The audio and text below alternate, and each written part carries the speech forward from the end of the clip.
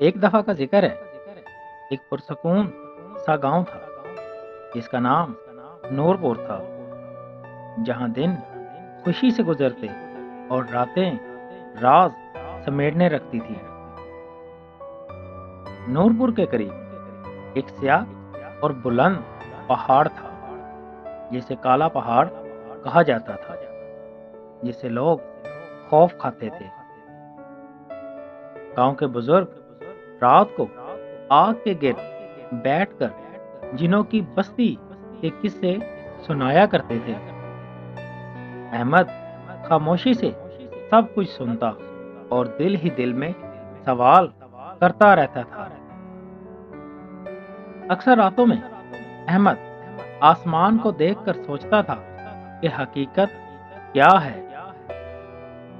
ایک دن احمد قرآن پڑھ رہا تھا اور جنات کے ذکر پر رک گیا اور سوچنے لگا۔ جمعرات کی رات آئی، آدھا چاند آسمان پر چمک رہا تھا۔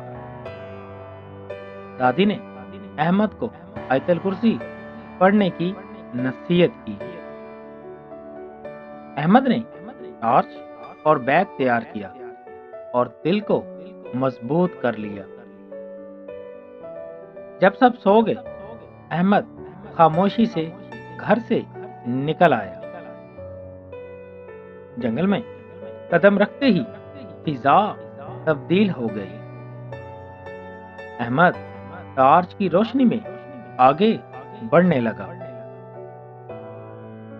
اچانک ٹارچ بند ہو گئی اور اندھیرا چھا گیا۔ سامنے نیلی اور سبز روشنی ظاہر ہوئی۔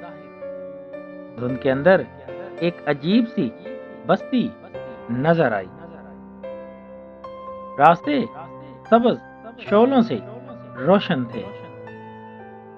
احمد خوف کے ساتھ بستی میں داخل ہوا۔ فضا میں سرگوشیاں گونج رہی تھیں۔ اچانک زمین ہلنے لگی اور ایک خوفناک جن ناظر سامنے آیا۔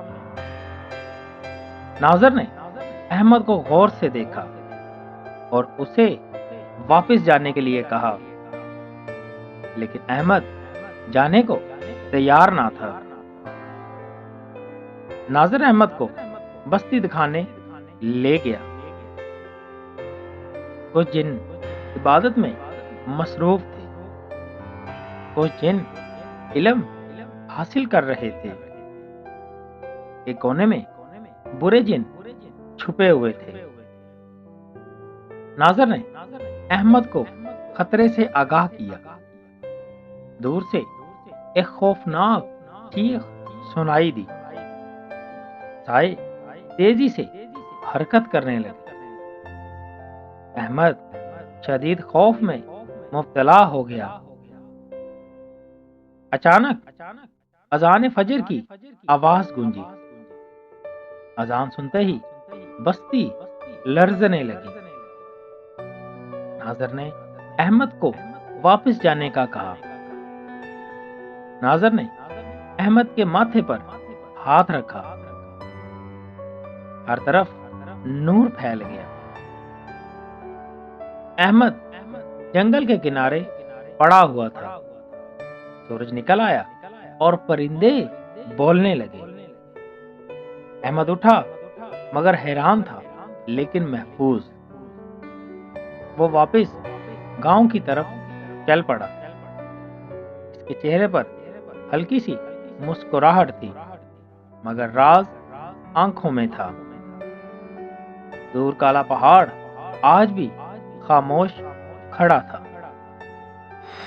دوستوں، اگر آپ کو ہماری یہ کہانی اچھی لگی ہو تو ہمارے چینل کو لازمی سبسکرائب کیجیے گا۔